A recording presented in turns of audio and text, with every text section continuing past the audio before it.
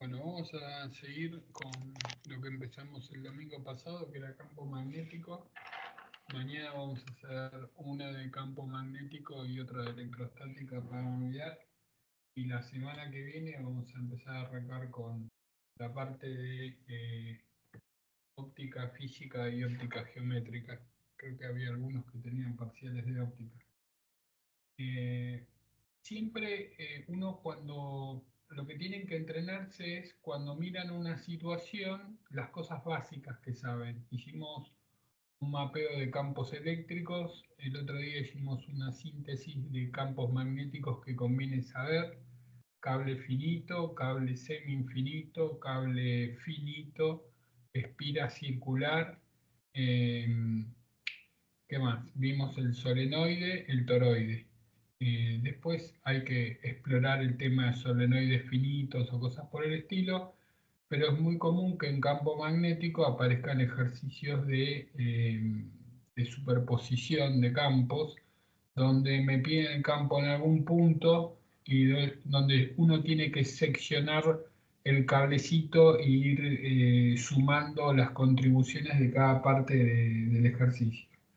Entonces, habíamos hecho uno que era así, que lo partimos en 4 pedazos, siempre poniendo los ejes, eje X, eje Y, eje Z saliente.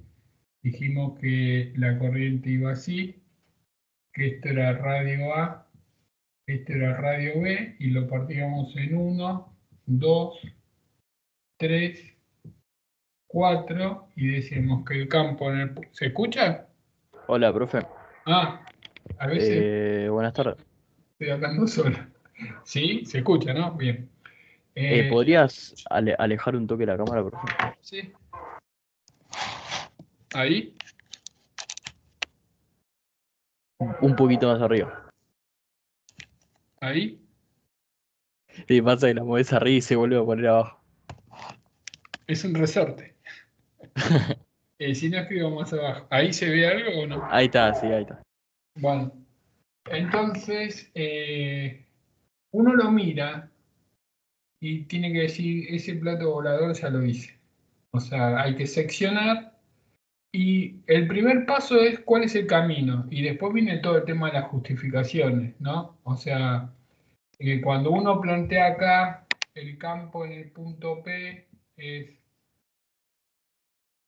B1 en P más B2 en P más B3 en P más B4 en P y ponen que es superposición y justifican por qué pueden usar superposición en campos eléctricos y magnéticos. Y después dicen, bueno, este es 0 y este es 0 porque la dirección de la corriente pasa por el punto que me están pidiendo el campo. Y después me quedan estos dos que dicen que es el campo magnético una espira y lo ponen al costadito, mu0 por I sobre 2 radio versor Z. Cuando la espira, la corriente circula en forma antihoraria, genera un campito así, y esto hay que justificarlo. O sea, acá al costado hacen los pasos que hicimos el otro día, punto campo, punto fuente, etcétera. Pero está bueno como cercar el ejercicio, plantearlo y después ir a la justificación, o siguen con otro ejercicio y después lo justifican mejor. Siempre traten de hacer una hoja por ejercicio por si después tienen que volver. Y entonces dijimos que esto era la mitad de una espira, los dos campitos con la regla de la mano derecha, el campo saliente, así que es mu0 por I sobre 2pi por A versor Z más mu0 por I sobre 2pi por B versor Z. Y ahí pueden sacar factor común, escribirlo un poco mejor, pero bueno, la secuencia es esa. Una segunda variante sería este arco, en vez de ponerlo panza arriba, lo ponen panza abajo. Y uno dice, ¿en qué cambiará? Y el radio sigue siendo A, el otro radio sigue siendo B. La diferencia en este segundo caso es que con la regla de la mano derecha ponen el dedo gordo como tira la corriente. Acá el campo del de radio A es para adentro, o sea, esto sería menos versor Z más versor Z. O sea, que vaya panza para arriba, panza para abajo, implica que los campos se suman o se restan. Veamos más variantes. Supongamos que me dan un cable así y esto viene así, así, onda cucurucho, y acá se cierra así. Me dicen que este es el punto P, que acá tengo un radio A y que esto hasta acá tiene un radio B y que este ángulo de acá es 120 grados y que circula una corriente así. Otra vez, lo primero dicen eje X, eje Y, eje Z y tenemos que decir, bueno, esto es 1, esto es 2, esto es 3, esto es 4. Ya sé que 2 y 4 van a ser 0, pero lo escriben. Ven el punto P, B1 en punto P, más B2 en punto P, más B3 en punto P, más B4 en punto P. B2 y B4 son 0 porque la dirección de la corriente pasa por el punto P, entonces por vía chaval el producto vectorial me va a dar 0 cuando tengo vectores paralelos. Y tenemos 1 y 2 que son una porción de una espira circular. El campo magnético de la espira circular lo ponen acá y obviamente lo demuestran. Era 2R versor Z. Y el de 120 grados es como un tercio de esto. Y el número 1, si este es 120, esto sería 240, o sea, sería 2 tercios de mu0 por i sobre 2a versor z, y el otro es un tercio de mu0 por i sobre 2b versor z. Entonces hay muchos juegos, muchas variantes que me pueden dar para calcular este tipo de campos, que seguramente capaz que me dicen que hay una partícula que se está moviendo por ahí y tengo que hacer algo de fuerzas y sacar su aceleración y dónde pega, etcétera, pero el campo lo tienen que sacar de esta manera. Puede ocurrir que tengamos que este es el eje X, este es el eje Y. Acá viene un cable así. Acá tenemos un arco así y esto se va así. Me dicen que este ángulo es de 135 grados y quiero calcular el eje Z es saliente y quiero calcular el campo en el origen. Entonces, otra vez, partimos ese cable, decimos 1, 2, 3. Me dan como datos que el radio es 0.05 metros, que la corriente es 20 amperes y que el campo es... ¿dónde está el campo? El campo magnético es lo que quiero calcular, qué bueno. Y el campo magnético es lo que quiero calcular y bueno, mu0 es 4pi por 10 a la menos 7 tesla metro sobre amper. Esa es la info que tenemos. Entonces, superposición, el campo en el punto P es B1 en P más B2 en P más B3 en P, es el campo. Acá no hay ninguno que sea nulo, porque ninguna línea de corriente, ninguna línea por donde transcurre la corriente pasa por el centro de coordenadas. Así que tenemos Uno que sería un semi-infinito y tira para arriba, o sea, mu0 por i, en vez de 2pi por r es 4pi por r, versor z. El otro es una espira, 135 grados. ¿Qué pasa? Sería 90, bueno, yo sé que la espira es mu0 por i sobre 2r. Esto es si fuese 2pi. 135 es pi sobre 2 más pi sobre 4, es 3pi sobre 4, x, hacen como una regla de 3. Entonces me queda mu0 por i sobre 2r por 3 cuartos dividido 2. Esto por esto y esto me queda 3 octavos. O sea, me da 3/16 mu0 por i sobre r versor z.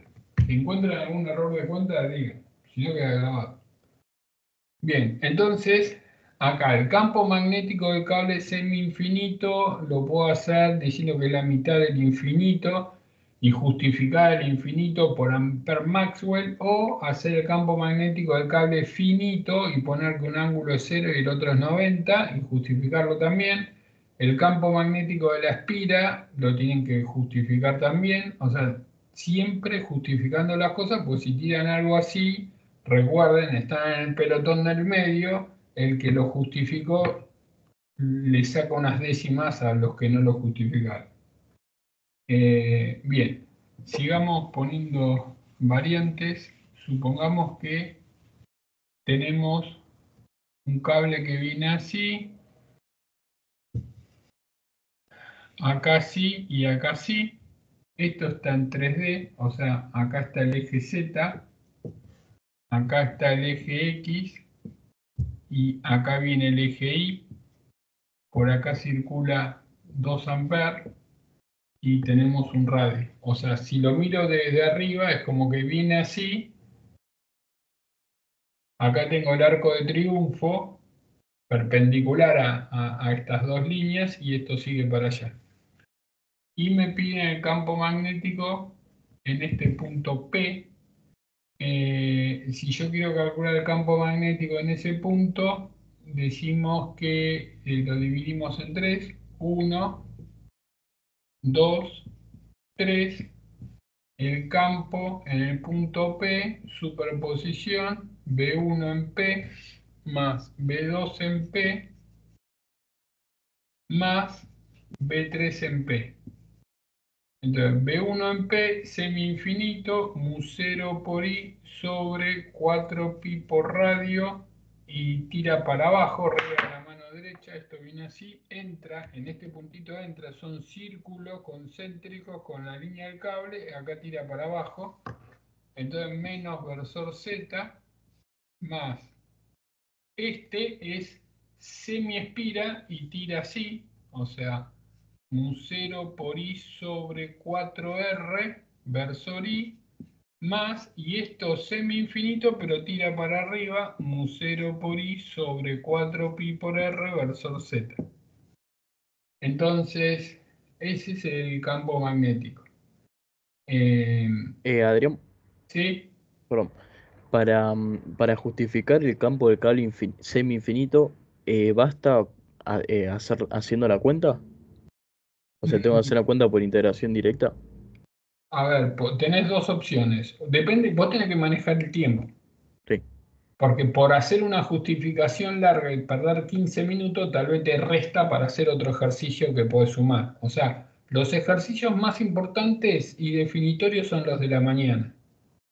Los de la tarde son más para ver quién queda dentro, quién queda afuera. Pero el que hace una buena mañana saca la diferencia. Entonces, es muy importante que entiendan que van a leer esos 6 problemas y se van a querer tirar por la ventana. Le pasó a Serafín, a Milagros, a Leo, a todos los que entraron en marzo, después del examen me dijeron nos mataron. Así, literal. Yo, pero no hiciste sí, pero no sé, que qué sé yo, que la rueda, que pin, que el remo. O sea, no vayan a creer que le va a venir la hoja y van a decir, este lo hice, este también, y se van a poner no va a pasar eso. O sea, van a tener que eh, saber transitar con la desesperación de que sienten que estuvieron estudiando un montón de tiempo y que le tiraron un balde de agua fría.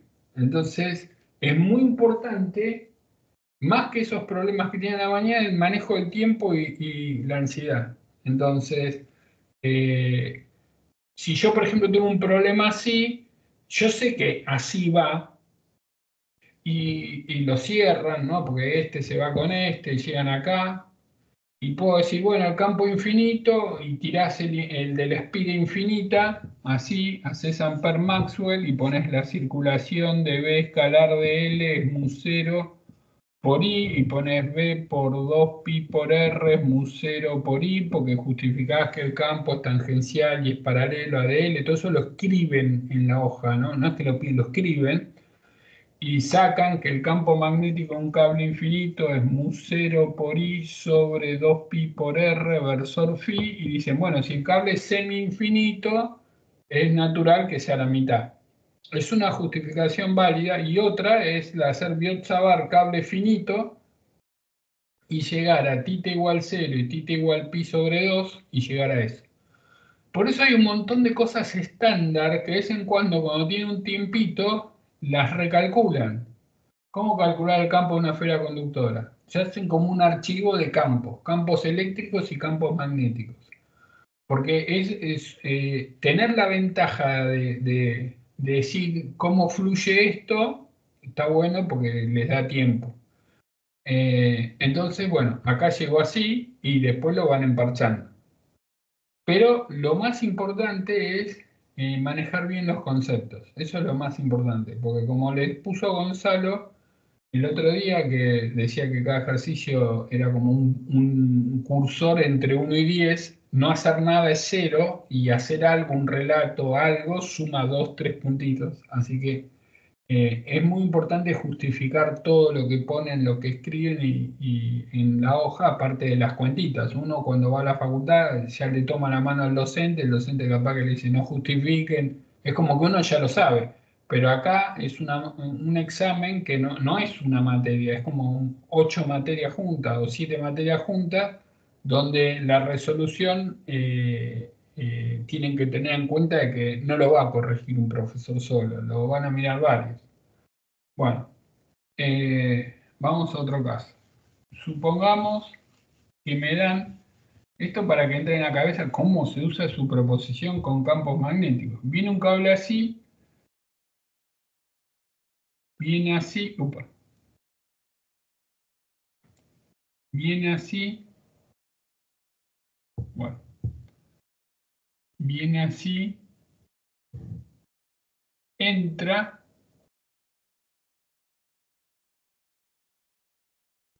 va así, viene, va así y se va para abajo. Entonces, esto es I y me dicen que esto es A, 2A, 2A, A y A. Y le dicen que calculen el campo magnético en el punto P. Uno pone los ejes, dice eje Y así, el eje X viene así, el eje Z saliente, y enumeran 1, 2, 3, 4, 5, 6, 7. Y bueno, hay que hacer la cuantita. Una vez en la UBA de ingeniería tomaron uno exactamente así, con la cuestión que le decían que iba y volvía n veces.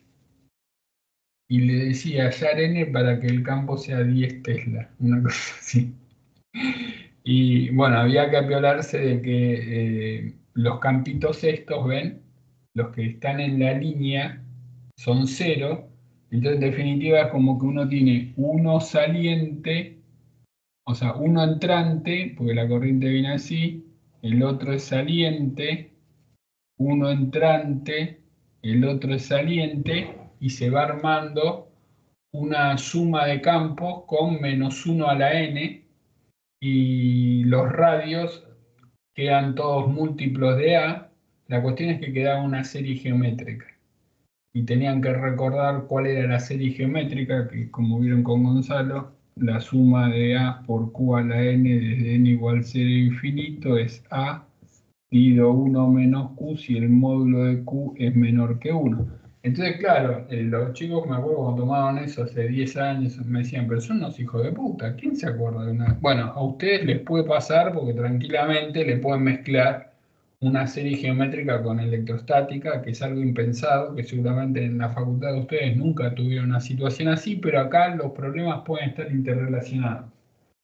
Entonces uno tiene que saber que es matemática y que la física llega hasta un punto y después uno tiene que avanzar con los contenidos que sabe.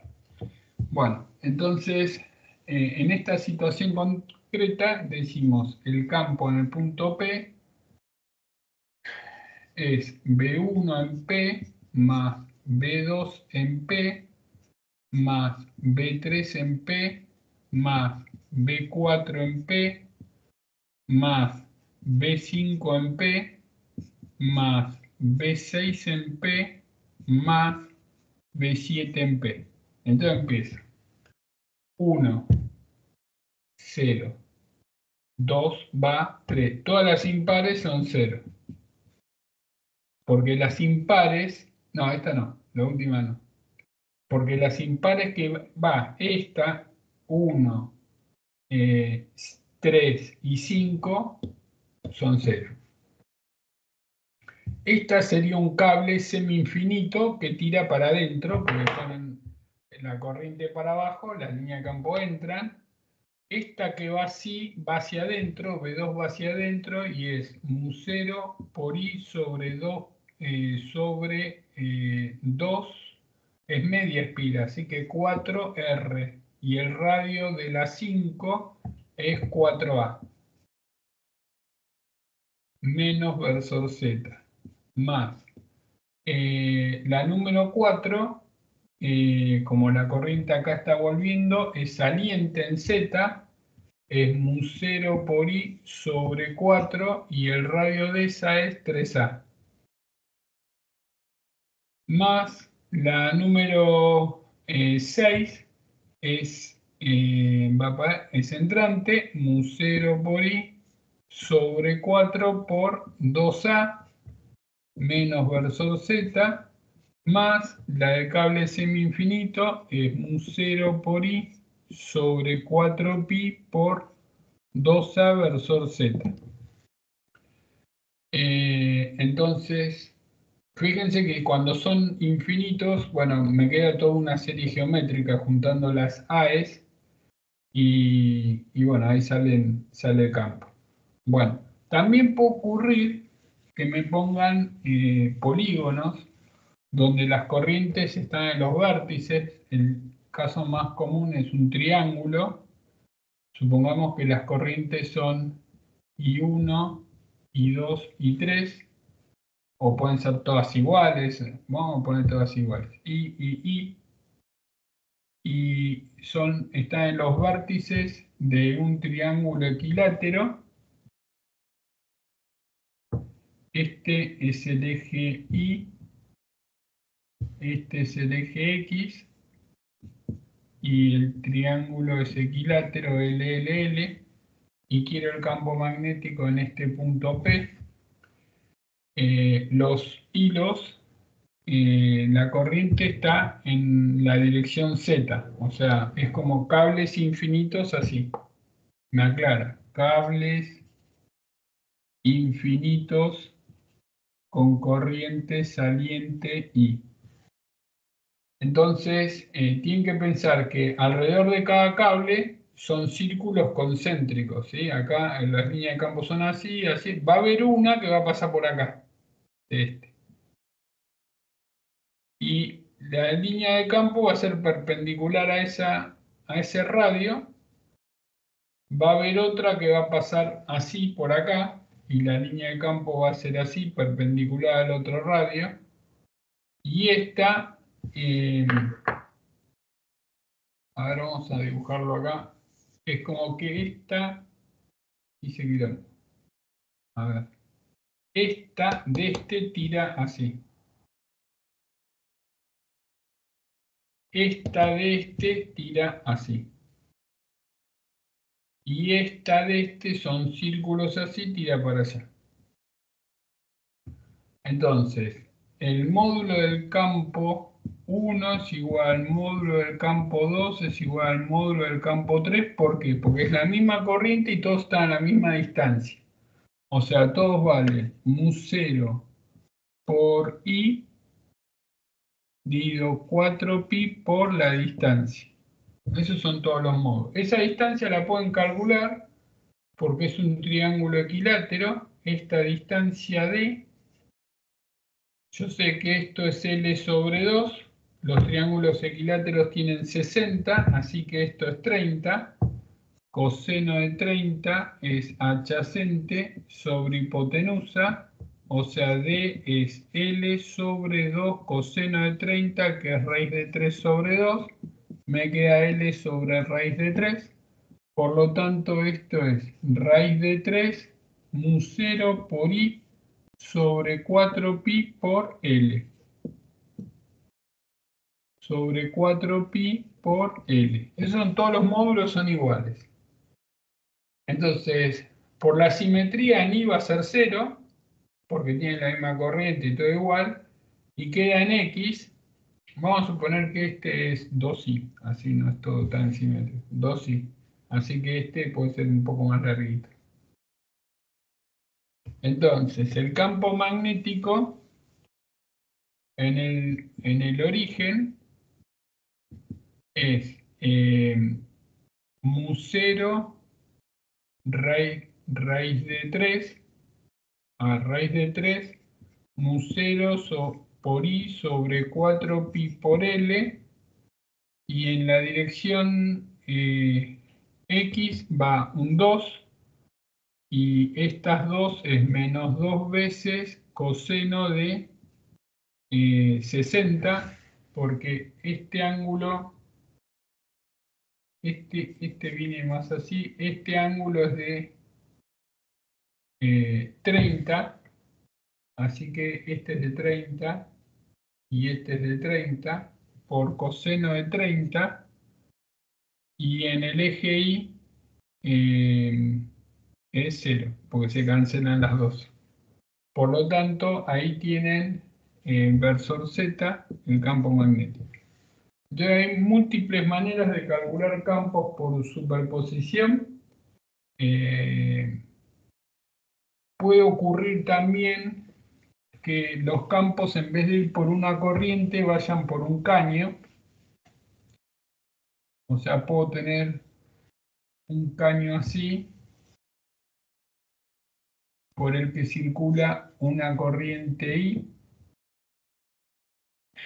Entonces definimos J igual la densidad de corriente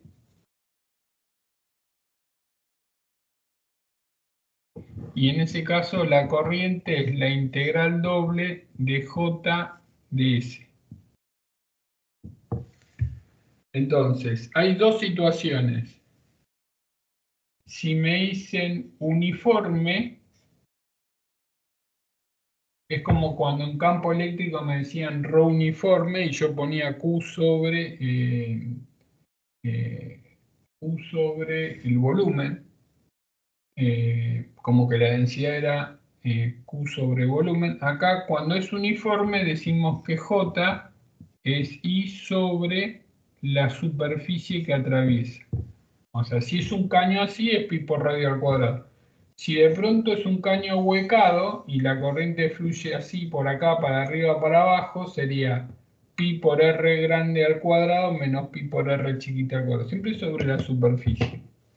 Pero también puede ocurrir que me digan que j es una j de r, o sea que sea una función, qué sé yo, a por e a la menos 2r, ¿sí? Suele ocurrir. Entonces, cuando es una j de r, la corriente es la integral doble de j de r y el diferencial de superficie es r de tita. Esto sería el diferencial de superficie. Y bueno, entonces hay que prestar atención en qué situación están.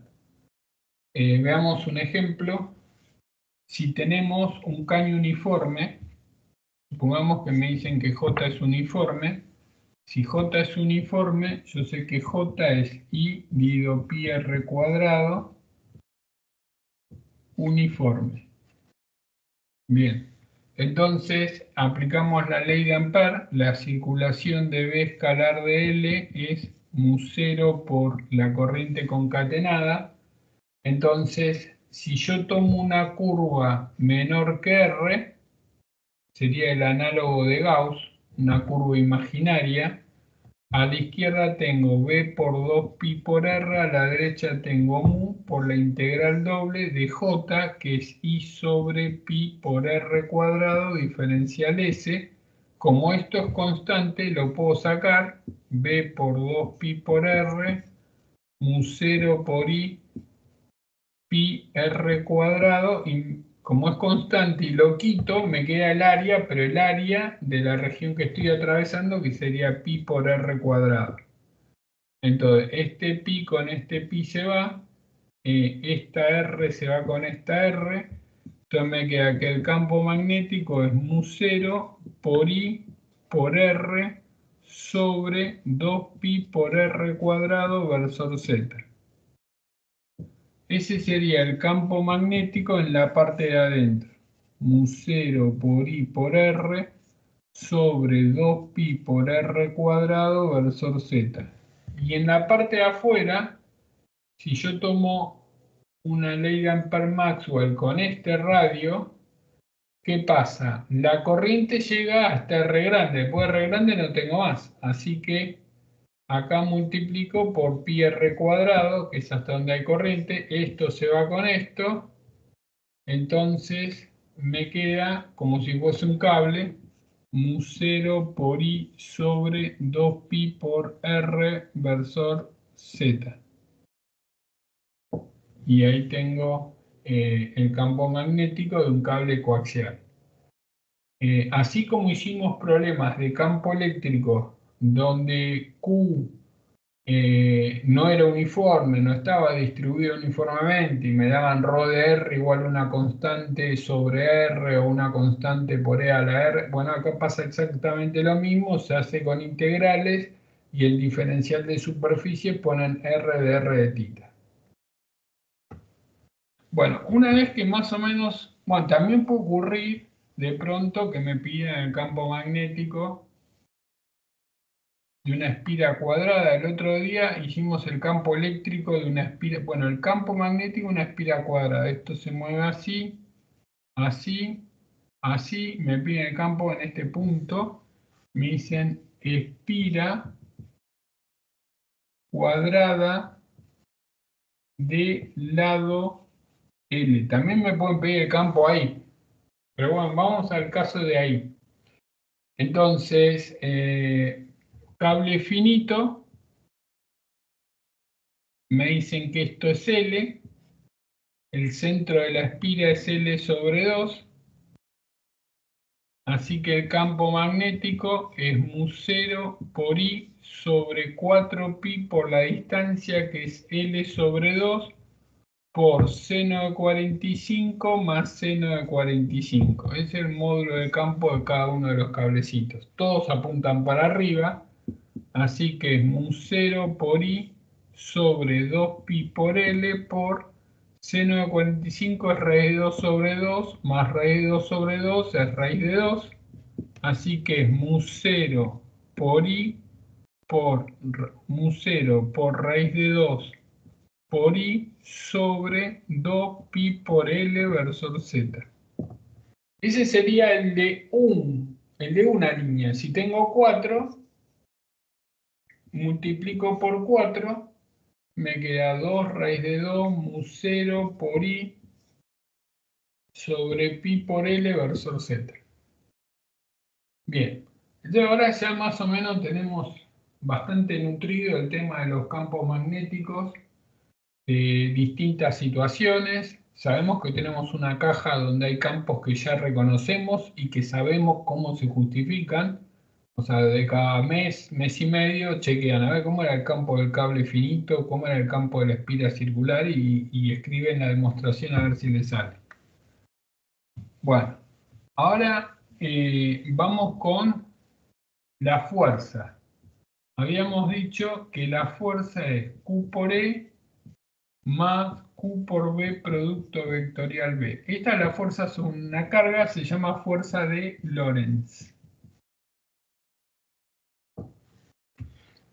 Bueno, y me piden, esta parte es cuando tranquilamente me pueden combinar Newton con electrostática, o sea, me pueden poner una partícula que entra entre un capacitor, entre las chapas de un capacitor con una velocidad V0 y me dicen dónde pega o qué velocidad tiene que ir para no chocar con la tapa de arriba. Hay una banda de problemas, pero hay un par de cosas que sí tienen que saber rápidamente, que es que si yo tengo un campo magnético B y viene una partícula así con una velocidad V, supongamos que la partícula es cargada, con la regla de la mano derecha la partícula queda en círculo girando, y como eso es un movimiento circular, tenemos la fuerza, un balance de fuerzas entre la fuerza magnética y que la obliga a hacer el círculo y al mismo tiempo la aceleración normal. O sea, tenemos Q por B es masa por aceleración normal, que es B cuadrado sobre R. Acá hay que recordar que B es omega por R, que omega es 2pi sobre T o 2pi por la frecuencia. ¿Y por qué digo recordar? Porque es común que me digan sacar la frecuencia de giro o el período o cosas por el estilo. Bueno, ¿por qué pongo que la fuerza es Q por B? ¿Dónde se fue a parar el producto vectorial? Porque el campo magnético y el vector velocidad son perpendiculares. Entonces, el módulo del producto vectorial es el producto de los módulos por el seno del ángulo. Seno de 90 es 1, me queda así, Q por B. Entonces, según los datos que tengan, pueden sacar la frecuencia, el periodo, etcétera, pero queda girando la partícula. Después, si la partícula, en vez de girar, ¿no? En vez de girar, en vez de entrar así, entra con una leve inclinación. Entonces vamos a tener una componente ortogonal y una componente paralela al campo. Esta es la dirección del campo. La componente ortogonal la hace girar y la componente paralela la sube. Entonces la partícula hace como una especie de espiral, como si fuese el estacionamiento de un shopping en círculo. Bueno, esto se llama el paso de la hélice. Entonces, cuando estamos así, ponemos Q por B ortogonal por B es M por B ortogonal al cuadrado sobre el radio, y B paralelo por el período es igual a H, que se llama paso. Bueno, esa es la diferencia entre estas dos. Esta queda en una órbita circular y esta va trepando. Que pueden plantear las ecuaciones de Newton, y me quedan dos ecuaciones diferenciales acopladas que las resuelven y les va a dar tipo seno y coseno. Bueno, una cuestión importante que suelen preguntar también en forma conceptual: ustedes saben que el trabajo de una fuerza es la integral de F escalar de L, ¿sí? Tal vez le pusieron el cuentito de fuerza por distancia, por coseno, pero eso es cuando la fuerza es constante. También tienen asociado que el área debajo de la curva de F versus X es el trabajo. Pero la definición de trabajo es esta circulación, y si plantean acá la ecuación de Newton, F igual m por A de B a de T, yo puedo decir que el trabajo de una fuerza es la integral o la circulación de m por A, que es dB a dt, por dl, dl sobre dt es b, me queda m por b cuadrado sobre 2 menos m por b0 cuadrado sobre 2. Nos topamos con algo que nos dicen siempre, que el trabajo es la variación de energía cinética. El trabajo es la variación de energía cinética. Ahora estamos apuntando a lo conceptual, porque cuando uno está frente a un problema, la primera sensación es que cuenta algo. Y hay veces hay que parar la pelota y pensar un poquito. Por ejemplo, supongamos que tenemos una situación de un cable que viene así, después hace así, pega la vuelta así, viene acá, entra, sube, vuelve a hacer un círculo así, vuelve a entrar, se va para arriba, sale para allá. Me dicen que esto es 135 grados, que acá está la corriente, que la corriente viene del infinito así para arriba, de 2 amperes, y acá tengo un punto P, vamos a poner punto P, y me dicen en P hay una carga de 5 microcoulomb con B0 igual 2 metros por segundo versus I. Me dicen hallar hallar el módulo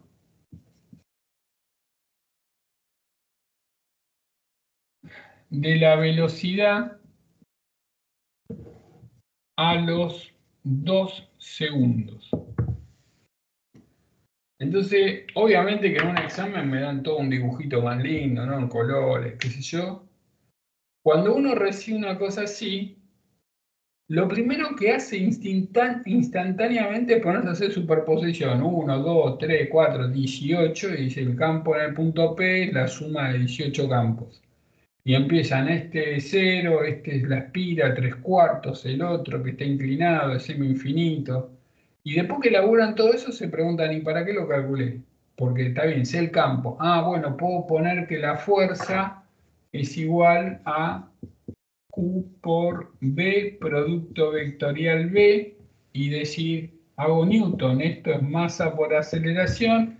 Entonces dicen, bueno, saco el campo, tengo la velocidad o el producto vectorial, me da la aceleración. Una vez que tengo la aceleración, y si están bajo presión, ponen que B aporté. Entonces, un montón de errores conceptuales. Adrián, Sí, una consulta, ¿qué hay que calcular en el ejercicio que no entendí bien? claro. O sea, tenés todo este lío de campos, ¿no? Y te dicen que tenés una partícula que en un instante en el origen tiene una velocidad de 2 metros por segundo versus I, y me dice calcular el módulo de la partícula a los 2 segundos. ¿Está? Ok, sí, sí. Bueno, medio que golpea, porque uno dice, ¿para dónde corro? Entonces, hay veces por instinto uno se pone a calcular el campo por superposición, porque lo hizo 2 millones de veces, y la primera sensación es que dicen, me quieren cagar, lo voy cortando y saco el campo. Pero supongamos que saque el campo, y van a tardar 20 minutos en hacer ese campo. Y tengo la velocidad o el producto vectorial, saco la fuerza, tengo la aceleración, y uno dice, bueno, si tengo la aceleración, puedo sacar la velocidad. Bueno, primer error, nadie me dice que se me arrugué. Segunda situación, la partícula en cuanto se movió una milésima, el campo cambia, y ustedes no saben calcular el campo cuando me corre un cachitín por ahí. En cuanto se corrió la partícula, ya el campo, recuerda que yo le dije que los campos que sacan siempre son en situaciones de simetría. Eso no quiere decir que el campo acá no exista. Existe, pero no lo pueden calcular, no está a nivel. Entonces, la forma de pensar es así. Cuando ustedes están en una situación que dicen, esto es, ven el Everest, como diciendo es imposible hacer todo eso, es que tiene que haber un atajo que me diga, esto es una pelotudez. Entonces, si yo no puedo hacerlo con dinámica, porque apenas la partícula se mueve una décima, ya el campo no lo tengo, ¿y por qué lo puedo hacer? Si no lo puedo hacer por dinámica, bueno, no tenemos otra herramienta. Así que uno podría decir, y por energía, pero el trabajo. ¿Hace trabajo o no hace trabajo el campo magnético sobre una carga? Entonces, esto es lo que se van a tener que grabar en la cabeza. Si yo quiero calcular el trabajo sobre una carga, es la integral de F escalar de L. Esto es la integral de Q por B, producto vectorial B, escalar de L. Y de álgebra saben que el producto vectorial es perpendicular a los dos vectores. O sea, el producto vectorial de velocidad por campo es un vector que es ortogonal a la velocidad y ortogonal al campo. O sea, este vector es ortogonal a B y ortogonal al campo. Pero si es ortogonal a B, entonces es ortogonal a DL, porque B es de L a de T. Y si este vector B producto vectorial B es ortogonal a DL, quiere decir que este producto escalar es cero porque los vectores son perpendiculares. Es decir, el trabajo sobre una carga en un campo electromagnético es cero. Y si el trabajo es cero, la variación de energía cinética es cero. Y si la variación de energía cinética es cero, quiere decir que la velocidad en el instante cero y en el instante cualquiera va a ser la misma. Podrá cambiar de dirección, pero no puede cambiar el módulo. Entonces, esto, anótenlo en algún lugar, sépanlo porque lo han preguntado en el nivel. Verdadero o falso, un cuestionario rápido y ponían si hace trabajo o no la fuerza sobre una carga en presencia de un campo magnético, solamente campo magnético. Entonces la moraleja del ejercicio es que a veces me muestran una ventana que no es, que yo me pongo a hacer cuentas, pero no va. Bueno, concepto. Trabajo sobre una carga de un campo magnético es nulo. Bien, sigamos.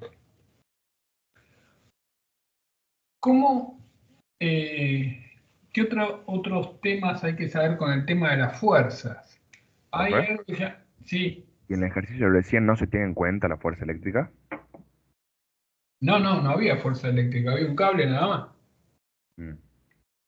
Bueno, efecto Hall. El efecto Hall es cuando una partícula quiero que se mueva a derecha en presencia y tengo campos eléctricos y magnéticos. Entonces, ¿cómo hago para que se mueva a derecha? Entonces, imaginemos una partícula cargada que viaja con una velocidad v. Supongamos que tengo un campo eléctrico así. Si supongamos que la partícula tiene carga positiva, entonces va a tener una fuerza eléctrica así. Si yo quiero que la partícula vaya a derecha, tiene que haber una fuerza magnética de igual módulo, igual dirección y sentido contrario para que se cancele con la fuerza eléctrica y la partícula siga derecho. Para que pase eso, tiene que haber un campo magnético perpendicular al campo eléctrico, de forma tal que cuando yo hago B producto vectorial B, la fuerza magnética vaya para abajo y yo planteé Q por E igual Q por B producto vectorial B. Entonces, como los campos son perpendiculares, el módulo D tiene que ser igual al módulo de la velocidad por el módulo del campo, o sea, la velocidad tiene que ser el módulo D sobre el módulo del campo. Bueno, esos son los trucos para que una partícula vaya derecha en presencia de un campo eléctrico y un campo magnético. Después otro muy usual es el espectrómetro de masa, que sirve para medir la masa de una partícula. Re ingeniosos eran los tipos estos. Espectrómetro de masa. Piensen cómo hacen para medir la masa de una partícula atómica. Entonces, se agarra una partícula, la que quiero conocer su masa, se la mete en un acelerador y se le da una diferencia de potencial de tantos volts, de acá a acá. La partícula lo que hace es adquiere una energía cinética, que es de donde surge el campo electrostático, o sea, Q por delta V es igual a un medio de m por velocidad al cuadrado. Supongamos que la partícula estaba en reposo. Bueno, y Q delta V vamos a llamarlo V de voltaje. ¿Sí? Esto es volt. La letra, esa es volt, esta letra es velocidad. Bueno, por otro lado, tenemos, vamos a hacerlo un poco más largo. Una vez que la partícula llega acá, la metemos en una especie de tambor donde hay un campo magnético. Un campo magnético B, y la partícula la hacemos girar y ¡paf! Pega en algún lugar. Esto produce le pueden poner una película para que cuando impacte haga algo fluorescente. Mido esta distancia. Entonces tenemos que Q por B es M por B cuadrado sobre el radio. Tenemos esas dos expresiones y a partir de esas dos expresiones podemos encontrar una ecuación que me dé la masa de la partícula. Esta B con esta B se va, así que puedo sacar que la velocidad es igual a Q por B por R sobre la masa. Lo ponemos en la primera ecuación, Q por el voltaje es un medio de m por b cuadrado, que es q cuadrado, b cuadrado, r cuadrado sobre m cuadrado. Tacho esto con esto, despejo que era masa, tacho una q con una q, es q por b cuadrado por d cuadrado sobre 8b. El 8 viene de que d, de que el radio es D dividido 2. Entonces, como el campo lo tengo, el voltaje lo tengo, la carga la conozco y la distancia la mido porque sé dónde pega la partícula, por eso saco la masa, por eso esto se llama espectrómetro de masa. Bueno, entonces, fuerza sobre una carga es aplicar la ley de Lorentz. Ahora, ¿qué pasa con una corriente? O sea, si tengo un campo magnético y un cable, si actúa una fuerza sobre ese cable, y seguramente sí. Entonces, esta expresión que F es Q por B producto vectorial B, cuando es un cable, piensen que B lo puedo poner como dl a dt,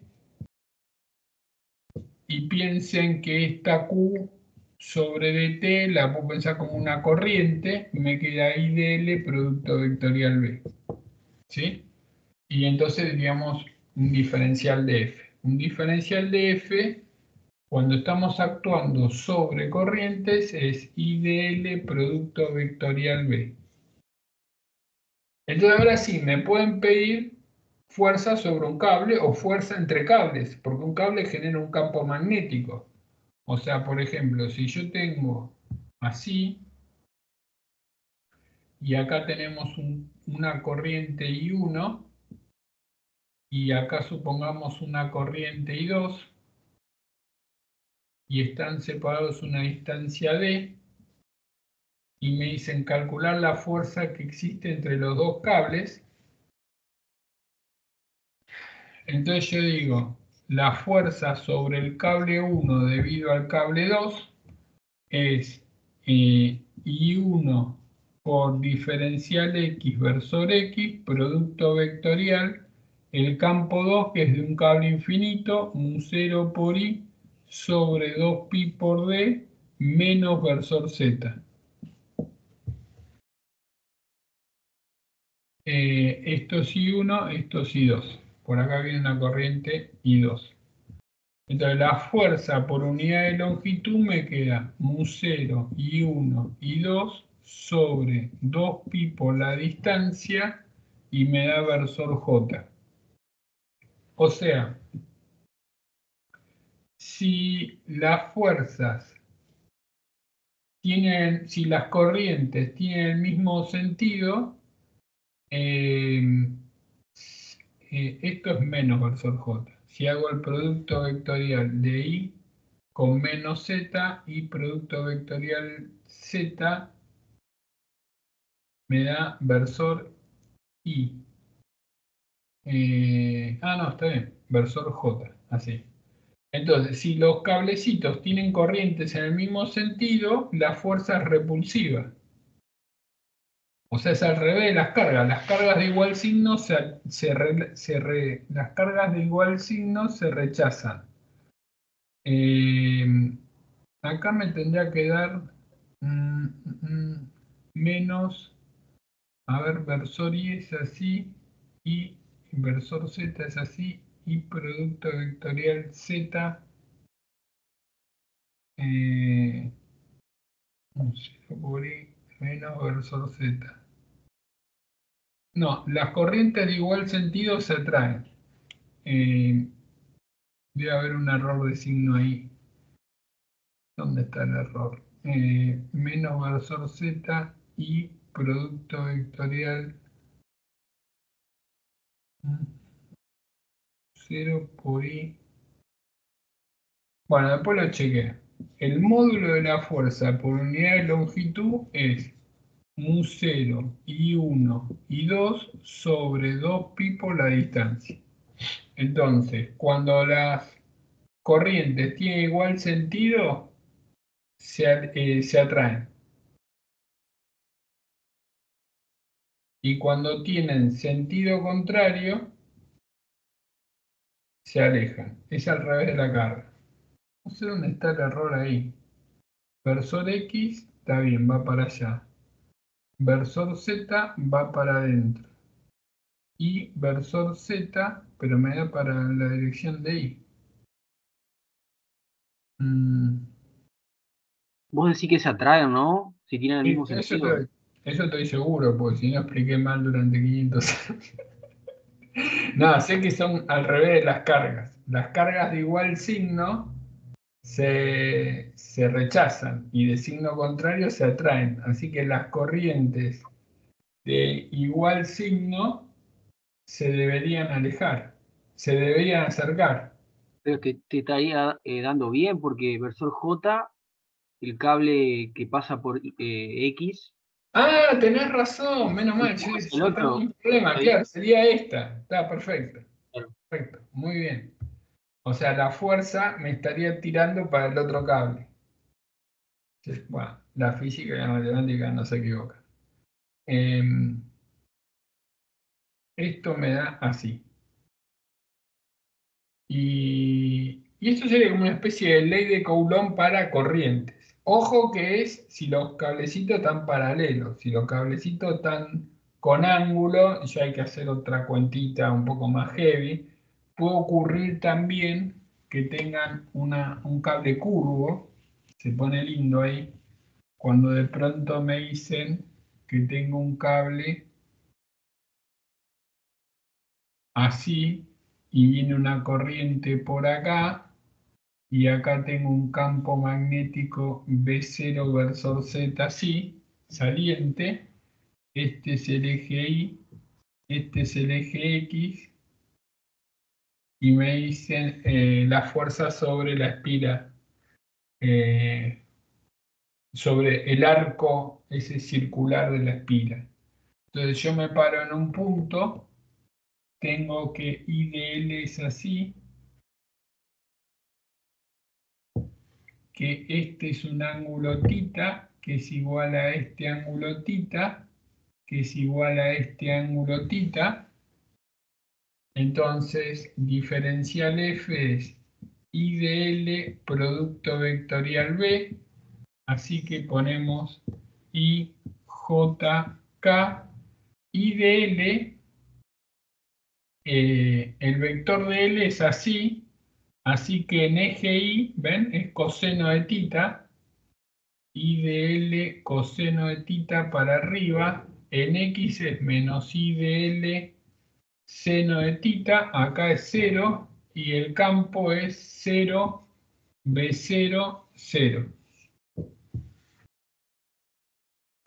Repito, acá tengo el I de L.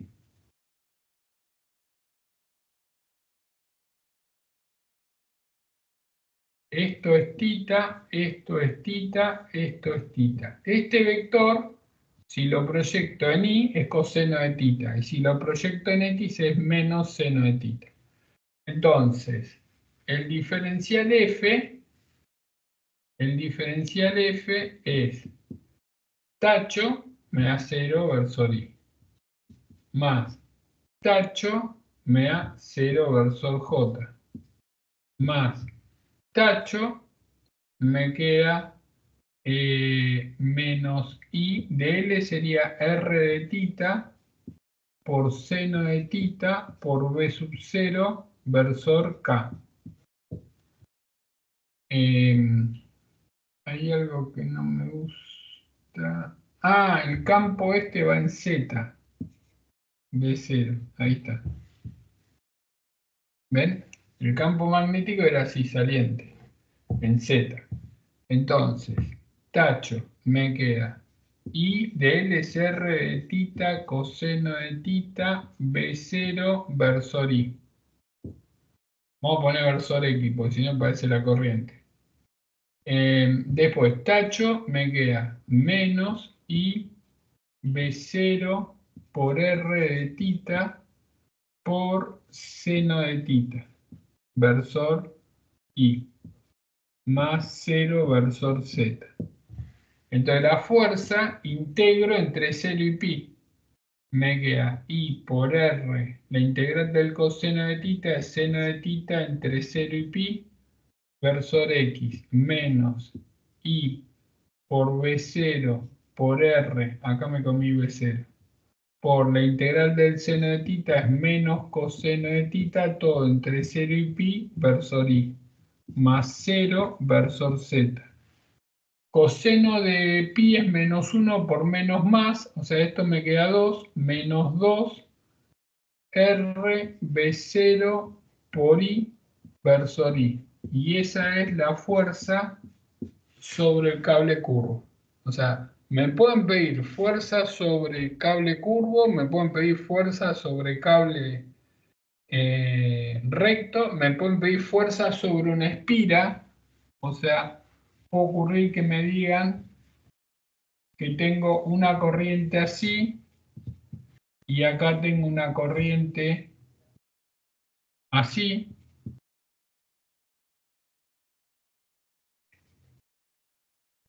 Y me pueden preguntar fuerza sobre la espira.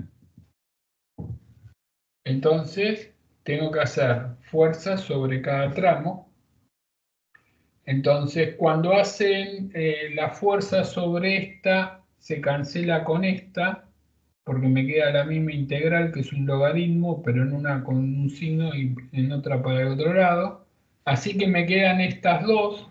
Si esto es una distancia A y esto es una distancia B, la fuerza es mu0 por I1 por I2 dividido 2pi por A. Como tienen sentido contrario, se atraen. Así que esta es versor I, X, Y, Z saliente. Y la otra es mu0 y 1 y 2 sobre 2pi por b.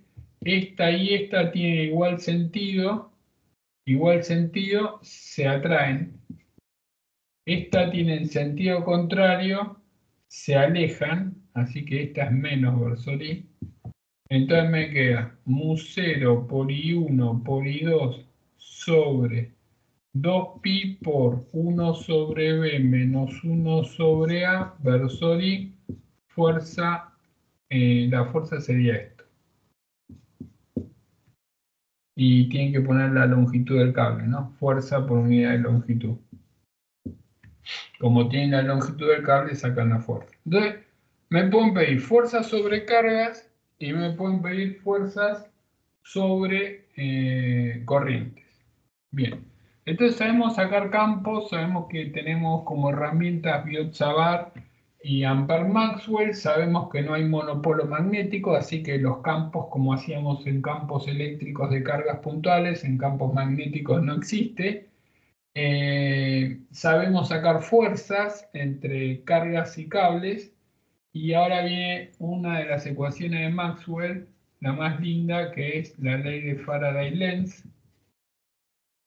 que no sé cómo se las habrán dado, pero todos los profesores la explican muy bien, pero depende del grado de complejidad que les tiren, se van a dar cuenta si la entienden o no la entienden. La ley de Faraday-Lenz habla del flujo, me dice que la FEM inducida es menos de phi a dt, eso es lo que dice la ley, viene de la ecuación de Maxwell de la circulación del campo eléctrico, de que el rotor de E es menos la derivada de B respecto de T. Les recuerdo que esa era una de las ecuaciones de Maxwell, que me vincula un campo, la aparición de un campo eléctrico cuando tengo un campo magnético variable en el tiempo. Y eso, si aplico integral doble miembro a miembro, me queda rotor de escalar de S es menos la derivada respecto de T, la integral de B escalar de S. Bueno, esto es flujo de campo magnético, y esto por el teorema de Stokes es la circulación, o sea, es la FEM. Entonces, esto es lo que dice la ley de Faraday-Lenz, y en todos los libros, en todos los videos, le voy a decir que el signo menos significa que cualquier variación del flujo aparece una fuerza electromotriz que se opone, ¿no? ¿Y cuál es el ejemplo que le dan en todos lados? Es, le ponen unos cablecitos así, con una barra, así, que viaja con una velocidad y que hay un campo magnético así, que esto tiene una longitud L, y que la barrita se va moviendo, y le dicen calcular la fuerza electromotriz inducida, la corriente y la fuerza sobre la barra. Esas son las pruebas. De hecho, hay parciales que toman directamente eso. Y uno lo ve bastante bien, ¿no? Porque ve que la barra se va corriendo para la derecha y ve que el flujo va cambiando, porque cada vez tengo más líneas de campo que atraviesan esa superficie. Por lo tanto, Faraday-Lenz actúa para contrarrestar el aumento de ese flujo. Para contrarrestar el aumento de ese flujo, aparece una corriente en la barra que genera un campo contrario al que tengo para disminuir el flujo que aumenta. O sea, tendría que venir una corriente así, circulando, que genera un campo inducido para abajo. Entonces uno dice que el flujo es la integral doble de B escalar de S, que esto es el campo que es constante por el área que es L por X de T, que va avanzando. Entonces la FEM inducida es menos de phi a de T, y la derivada de X respecto de T, la velocidad. Entonces decimos que la corriente es el módulo de la FEM inducida sobre la resistencia de la barra, me queda B0 por L por B sobre R, Y si yo quiero la fuerza sobre la barra, digo que la fuerza es I por L por B en módulo y hacia atrás, porque el campo magnético es saliente, la corriente va para abajo, si hago I producto vectorial B, la fuerza va para atrás, o sea, tiende a frenar la barra. Entonces esto más o menos está en todos lados, pero bueno, a ustedes siempre les dan un plus y puede ocurrir que en la facultad de ustedes hagan variantes de esto, y hay 2 millones de variantes distintas que ahí es cuando uno entra en colapso y se da cuenta como que la ley es un poco más que este dibujito y este videito que está en YouTube en todos los canales. Adrián, ¿Sí? ¿por qué iba el menos? ¿Este? Sí. No, es la ley. A ver, la ecuación de Maxwell es así. Si yo hago Stokes, llego a esto. Ahí aparece el menos, ¿ves? Aparece el menos. El menos es propio de la ley. La ley no es que Maxwell se fumó un porro y dijo, pongo el menos. Experimentación. Estaba Faraday a full. Faraday era como Oreste Berta. No sé si saben la historia de Oreste Berta. Es cordobés, supongo que algún cordobés debe saber. Oreste Berta es, los que no saben, ya es viejito, no sé si vive, supongo que debe vivir. Es un tipo muy apasionado por la mecánica y se dedicó a hacer autos de carrera y sabe más física que todos los ingenieros juntos. Es un tipo puramente experimental y, y bueno, se hizo tan famoso y sus conocimientos son tan extensos que pasaba que cuando era más joven Ferrari tenía un problema y lo llamaba a Córdoba y le decía, che, ¿cómo solucionamos esto? Y el tipo, era un empírico, no sabía matemáticas, sabía mucha física. Bueno, Faraday era, Berta sería como un Faraday. eh, Faraday había, de tanto laboratorio, encontraba leyes. Veía que si el campo magnético, si el flujo encerrado en un circuito cambiaba en el tiempo, aparecía una fuerza electromotriz y que se oponía, era como una especie de inercia. Yo tiro la barra para la derecha y la barra se frena. Tiro la barra para la izquierda y la barra va para la derecha. Entonces, esa inercia Faraday la encontró y su ley se llamaba ley de Faraday-Lenz. Después Maxwell, que sabía matemática, eh, unificó todos los experimentos de Coulomb, de Faraday y de Oersted, etcétera, y redujo todo a sus famosas 4 ecuaciones, 2 vectoriales y 2 escalares, donde sacaba todos los experimentos posibles. Así que el menos viene de la ley empírica y después Maxwell armó un modelo donde cuando uno arma un modelo y pone algo, bueno, esa es la hipótesis del modelo. Pero no pone menos porque le pinta más lindo, sino porque se sustenta en experimentos. Entonces, básicamente esto es lo que ven en toda la Facultad de Ingeniería del país y del planeta. Pero bueno, en exactas también, en los que estudian física, eh, la cuestión no es así nomás, porque puede ser que la barrita vaya para la izquierda, puede ser que la barrita se frene, puede ser que la barrita esté inclinada, puede ser que en vez de ser una barrita sea una B, puede ser que sea un círculo, un triángulo, puede ser una barra metálica que se mueve en un campo magnético uniforme, o sea, hay 2 millones de variantes. Bueno, hay que aprenderlas bien porque es muy común que aparezca un ejercicio de Faraday-Lenz. Siempre hay un ejercicio de campos eléctricos y campos magnéticos, y esos son los ejercicios que si uno los practica bien y los tiene formateados, y bueno, es una gran posibilidad de meter un ejercicio fácil.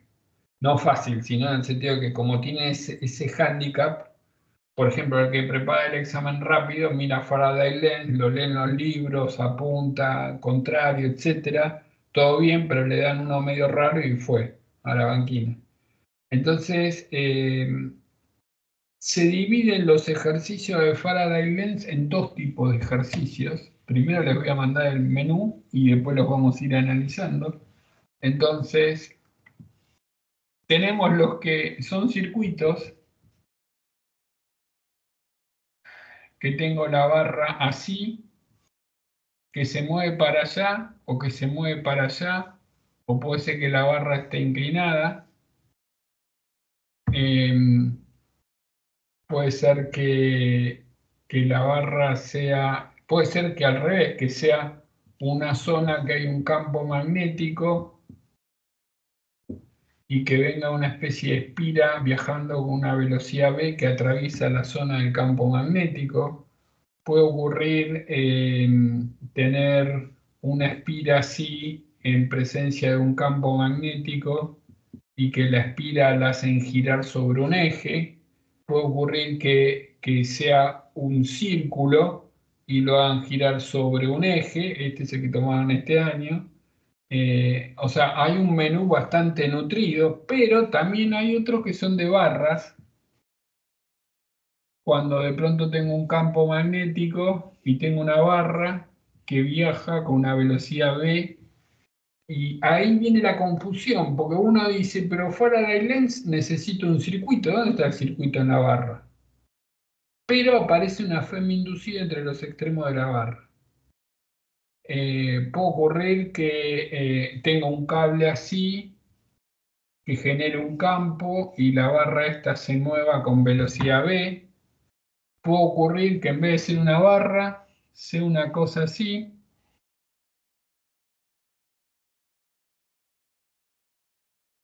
Que viaja con una velocidad v. ¿Ven? Empiezan a chocar, como diciendo, eso yo no lo vi.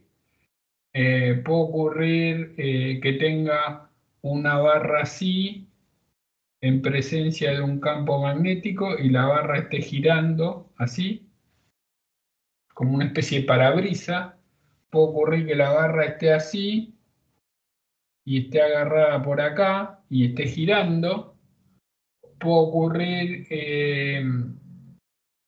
puede ocurrir que sea una cosa así, tipo hoz, una especie de 3/4 de círculo con un campo magnético así y que esto esté girando en un extremo. Bueno, hay cosas, las cosas más locas pueden pasar.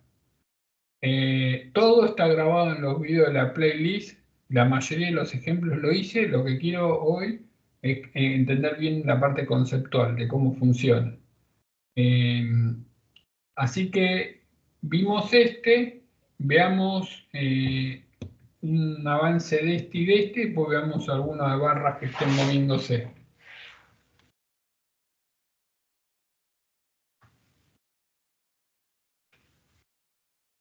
Bueno, supongamos que tengo una zona donde hay un campo magnético y tengo una especie de espira rectangular AB que viaja con una velocidad v y la espira atraviesa esta región.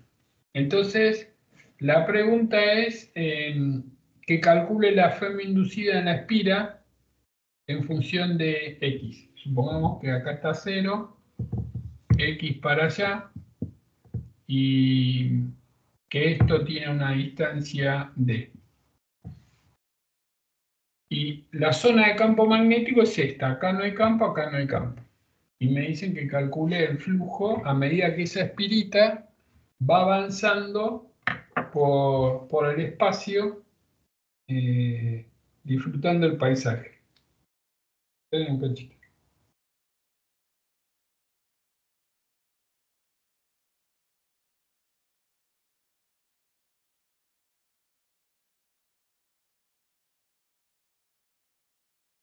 Bueno, les voy a mandar unos PDF de LITBA. LITBA es una facultad que ya les comenté, de finales que tienen resoluciones.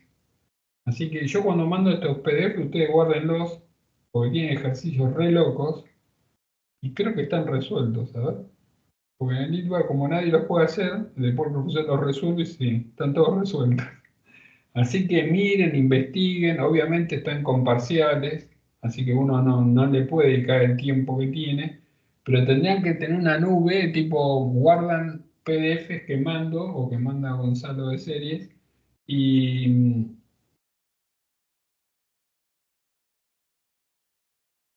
esperen.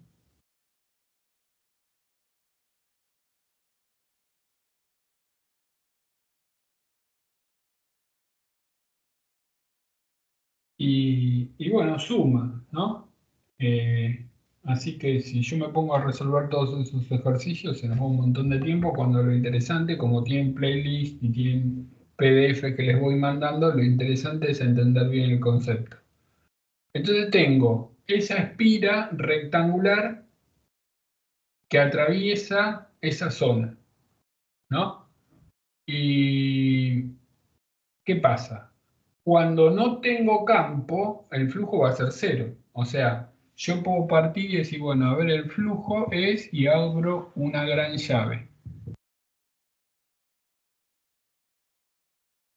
Abro una gran llave y digo, ¿cuántas situaciones tenemos? Esta es una. Otra es cuando empieza a entrar un poquito la espira. No entró toda, entró un poquito. Otra es cuando va por acá. Otra es cuando va saliendo. Y otra es cuando se fue. O sea, si hago la evolución de la película, uno ve ese zarpazo. Entonces, obviamente acá el flujo es cero y acá el flujo es cero. ¿Por qué? Y porque no tengo campo. Entonces acá digo cero si x es negativa. ¿Qué entiendo por x? X es la posición del frente de la espira. Eso es x. Ahora, cuando x es positivo, pero menor que b, ya acá en esta zona voy a tener un flujo. Voy a tener un flujo que va a ser el campo que es uniforme por esa área. Entonces va a ser el campo por el área que va a ser x por a. Ese es el flujo. Recuerden que el flujo es un escalar, no es un vector. Esto es cuando x es mayor que 0, pero menor que b, que es la longitud de la espira.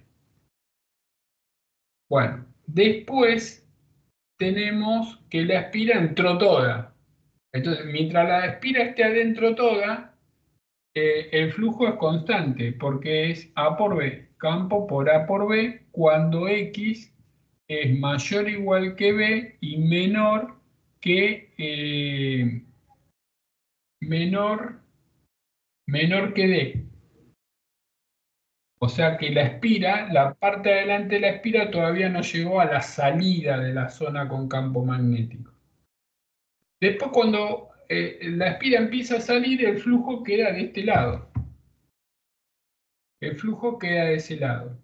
Y el campo, ahora, ¿cómo sería? Sería B por A, y yo necesito esta área. Y X es lo que va de acá hasta acá. Así que si a X le resto D, me da esta longitud. Entonces yo tengo que hacer B menos X menos D.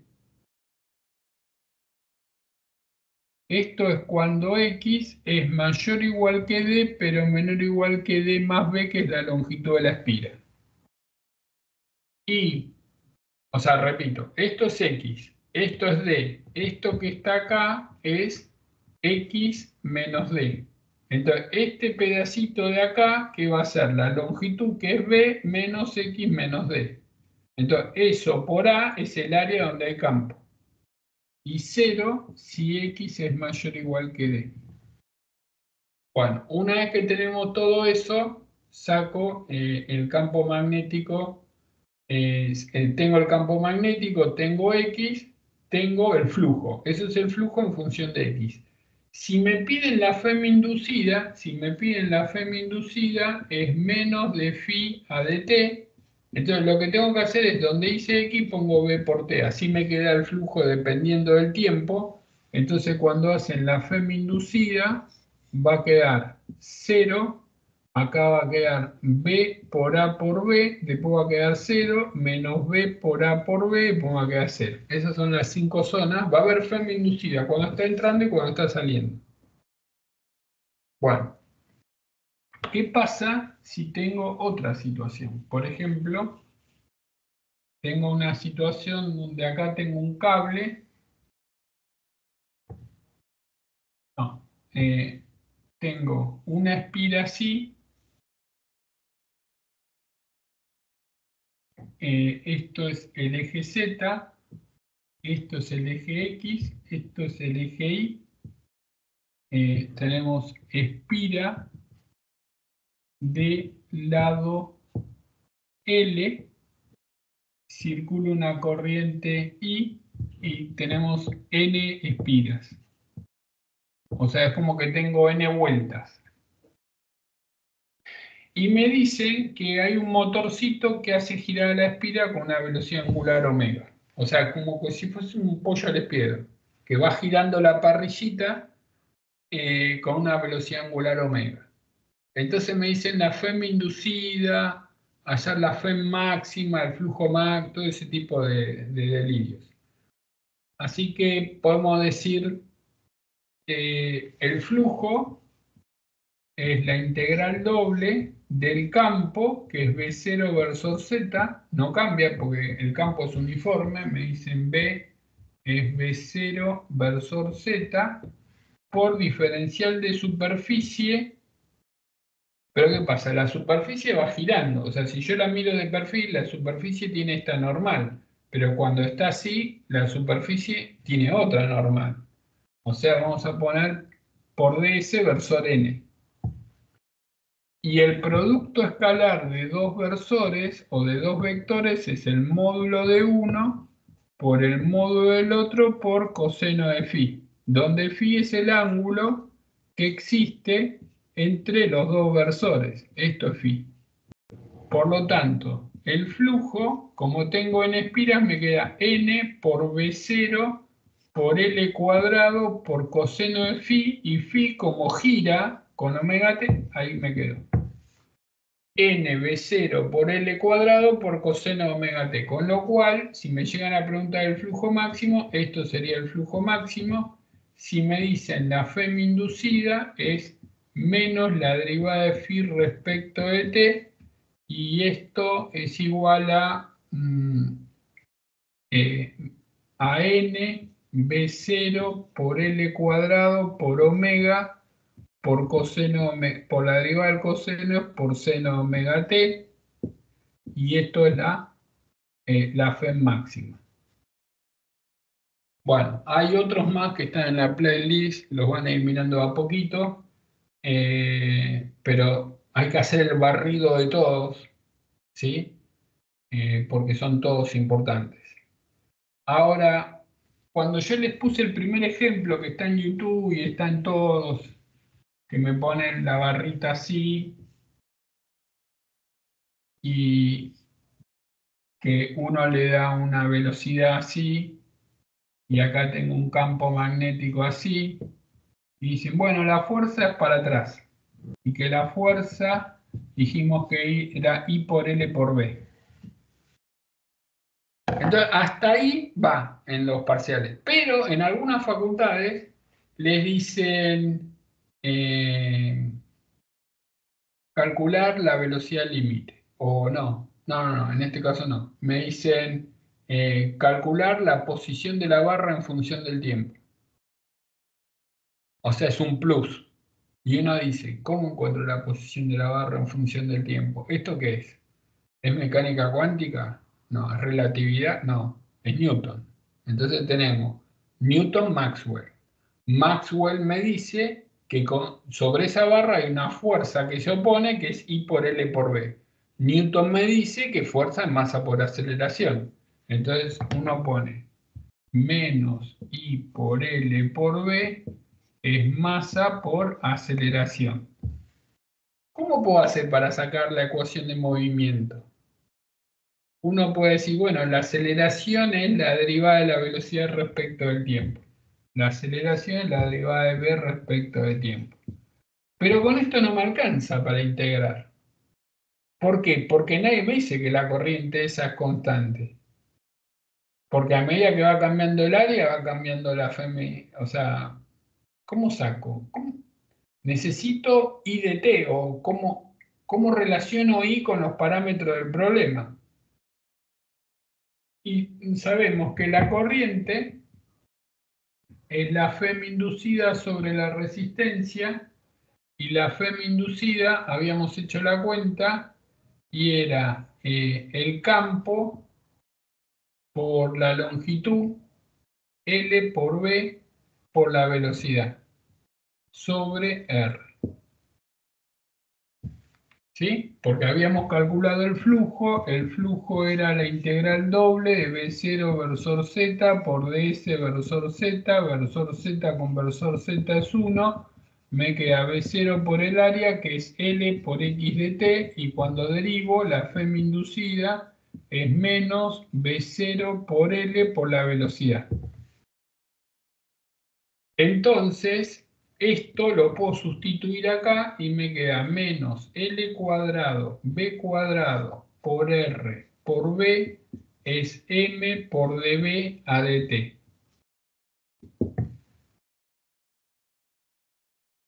Fin de la física. Se acabó. Ahora viene la matemática y uno dice, resolveme eso.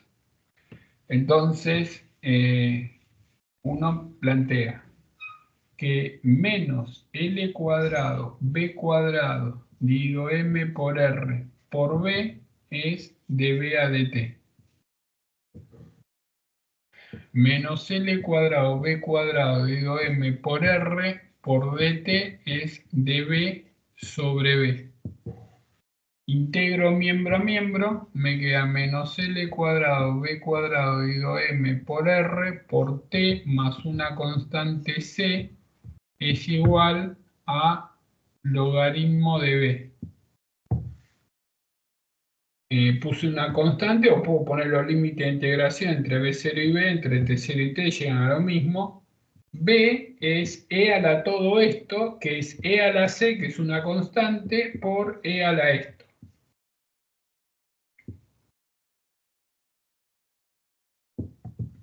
Si la velocidad en 0 era B sub 0, tengo que B de T es B0 por E a la menos L cuadrado B cuadrado M por R por T.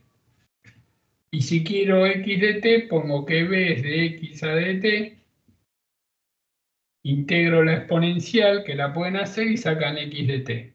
O sea, pueden observar que la velocidad de la barra se va frenando.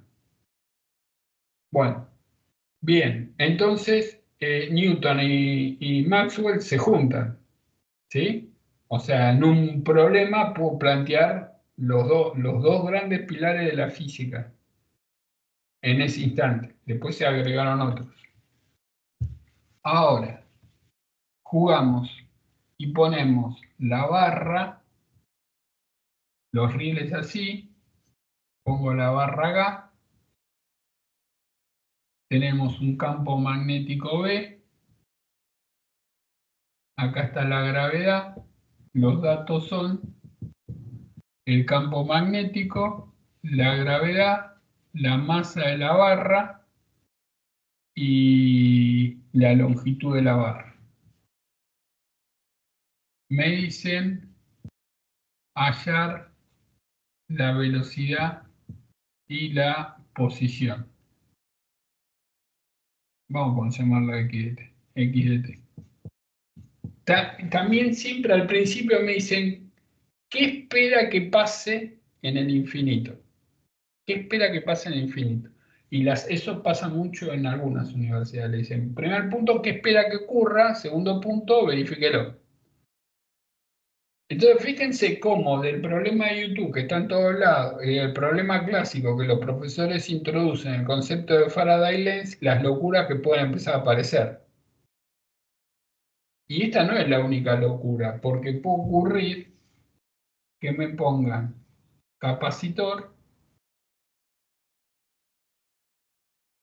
y una barra en caída, puede ocurrir que me pongan un capacitor y una bobina en caída con la barra. Puede ocurrir que me pongan un capacitor, una bobina, la barra y que no haya, bueno, y acá una resistencia, ¿no? Acá puede ser que tenga una resistencia, pero puede ser que tenga un capacitor, una bobina, la barra y que la resistencia sea despreciable. Entonces uno puede decir, bueno, ¿qué pasa acá? Acá tengo el peso, la hace bajar a la barra, eso hace que se active Faraday Lens, la fuerza se opone al movimiento, va hacia arriba. Entonces, ¿esto a qué se parece esto? Estoy en una terraza y me tiro. O en una montaña y me tiro. Y abro un paracaídas, obvio, loco no somos. Entonces, es un problema equivalente. Y estos son parecidos, pero acá no hay pérdida de energía porque no tengo resistencia. Así que acá estamos hablando todos con G para abajo. Acá la barra hace tiqui, tiqui, tiqui, tiqui, sube y baja. Me pueden pedir el periodo de oscilación. Entonces imagínense en el parcial, me ponen una barra metálica, capacitor, bobina, y me dicen sacar el periodo de oscilación de la barra y hacen clic en la cabeza. Porque no están preparados para ese tipo de situaciones. Entonces, pero no es nada del otro mundo, o sea, es entrenarse. Entonces vamos a un caso concreto. Supongamos que tenemos la barra esa y uno dice cómo saco la velocidad. Y si uno lo asocia como que voy a tener una resistencia, o sea, la barra tiene una resistencia R, uno puede decir que esa fuerza del campo magnético primero va a ser chiquita, porque apenas se mueve, la corriente al principio es pequeña, y la corriente va aumentando porque el flujo va cambiando cada vez más debido a la acción de la gravedad que lo está tirando hacia abajo, porque por más que la fuercita tire para arriba, pero cuanto más abajo está la barra, la corriente va a ir aumentando, la fuerza magnética va a ir aumentando hasta que llega un momento que la fuerza magnética equilibra el peso y la barra baja a velocidad constante. O sea, si yo junto Maxwell con Newton, eso me tiene que dar una ecuación diferencial que en el límite, cuando t tiende a infinito, me da la velocidad límite. Entonces veamos. Por un lado, agarramos a Maxwell y calculamos el flujo y hacen todo el piripipi y me da campo L por B por la velocidad. Ese es el flujo. ¿Sí? Por otro lado, digo, va a circular una corriente, la corriente, como el flujo va aumentando, la corriente tiene que generar un campo, el campo inducido tiene que ser así. Ojo que el campo inducido no siempre es contrario al campo que tengo, porque si yo tengo una barra así, y en vez de moverse para allá, la muevo para acá, entonces el flujo se va achicando. Entonces, si el campo es así y el flujo se está achicando, tiene que haber una corriente que apoye a este campo, o sea, el campo inducido tiene que ser así, la corriente circula así. O sea, cuando la barra va para la derecha, la corriente va para abajo, cuando la barra va para la izquierda, la corriente va para arriba. O sea, no crean que siempre el campo se opone al campo que tengo, sino es el flujo. Bueno, entonces, en valor absoluto, yo puedo decir que la corriente es LV0 por V sobre la resistencia. Ahora vamos a Newton. Pongo positivo para abajo. mg menos la fuerza magnética, que es I por L por B, es M por dB a dt, es ecuación de Newton, donde dice I, pongo L por... acá me equivoqué, la fuerza es I por L por B de campo. Esa es la fuerza. I por L por B de campo. Bueno, cuando meto I, esta I la enchufo acá, me queda L cuadrado, B cuadrado sobre R por B es M por dB a dt, divido todo por la masa Pongo la masa acá me queda G, entonces me quedó esa ecuación diferencial.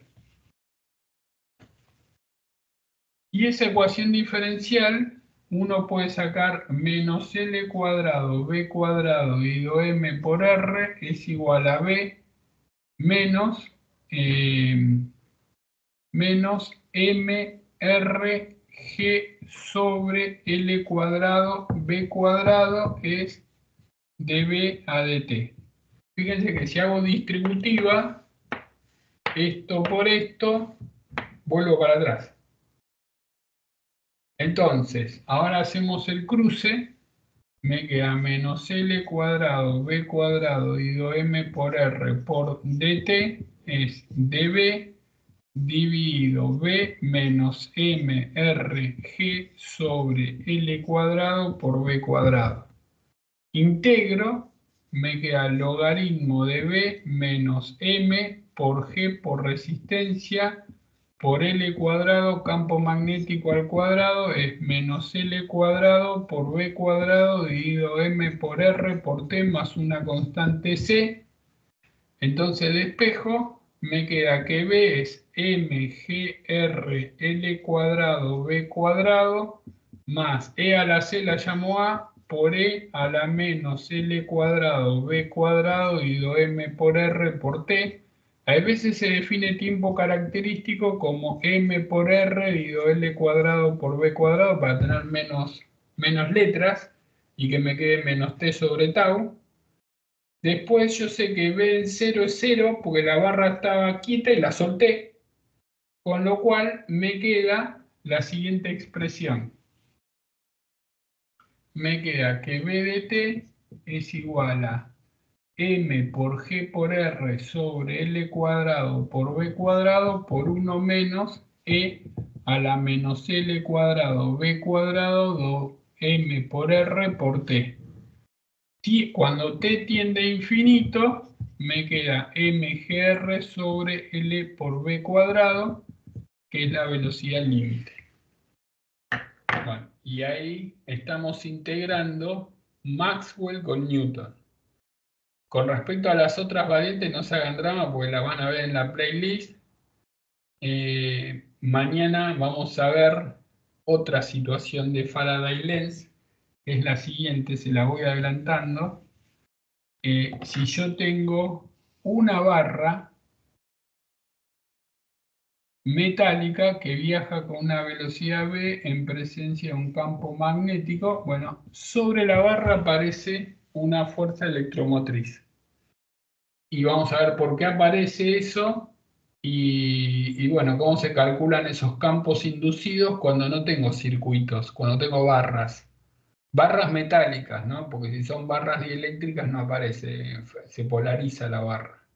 Pero cuando son barras metálicas donde tienen electrones libres que se pueden mover, esa barra al estar en movimiento, los electrones reciben una fuerza y hace que los electrones vayan hacia un extremo de la barra, quedando un extremo negativo y otro positivo, y eso hace que aparezca un campo eléctrico inducido, que bueno, se llega a un equilibrio y aparece ese campo inducido que genera una FEM sobre la barra, y ahí es donde aparecen los problemitas de la barrita que gira, la barrita que es tipo parabrisa, la barrita que avanza así, etcétera, los vamos a ver mañana. Bueno, seguimos mañana a las 3 de la tarde, de 3 a 4 por Skype, de 4 a 5 vamos a hacer problemas picantes de electrostática y la semana que viene arrancamos con la segunda parte de análisis 2 el sábado, todo con integrales y vamos para adelante y vamos a empezar a ver la parte de óptica física y óptica geométrica. Bueno, nos vemos mañana. Hasta luego. Vale, profe, gracias. Chao.